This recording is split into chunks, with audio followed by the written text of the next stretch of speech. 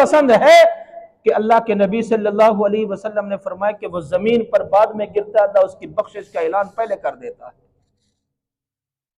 और तन्हाई के अंदर अल्लाह के सामने रोने वाला बंदा जब रोता है, आंखों से निकलने वाला वो पहला आंसू, आंखों से निकलने वाला वो पहला आंसू वो रुखसार पर बाद में आता है।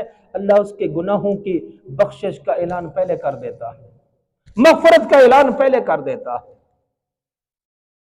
मेरे भाइयों और दोस्तों, आज हमें रोना नहीं आता, हम रब के सामने रोते नहीं हैं। एक आंसू बहाकर तो देखे रब की रहमतें फिर कैसे नाज़िल होती। नबी अकरम सल्लल्लाहु अलैहि वसल्लम ने अपनी उम्मत को यह तालीम दी है। क्या तालीम दी है? कि रब के सामने क्या करना है? रोना है, आंसू बहाने, रब को मनाना है, यह तालीम दी है। रब को कैसे मनाना है?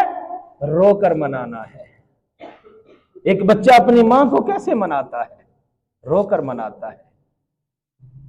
एक बेटा अपने बाप को कैसे मनाता है? रोकर मनाता है। एक शागिर्द अपने उस्ताद को कैसे राजी करता है?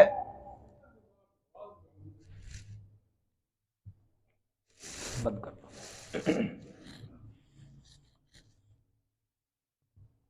मेरे भाई और दोस्तों, इन सारे मसाइल का हल किसके अंदर रखा है? अल्लाह के नबी सल्लल्लाहु अलैहि वसल्लम ने। कि मसाइल, इन सारे मसाइल और मुश्किलात और परेशानियों का हल एक ही काम के अंदर है कि इंसान तन्हाई में अपने रब के सामने रोए। वो हजरत मूसा अलैहिस्सलाम के जमाने के अंदर जब बारिश नहीं हो रही थी ना, लोग भागे भागे आए, अल्लाह के नबी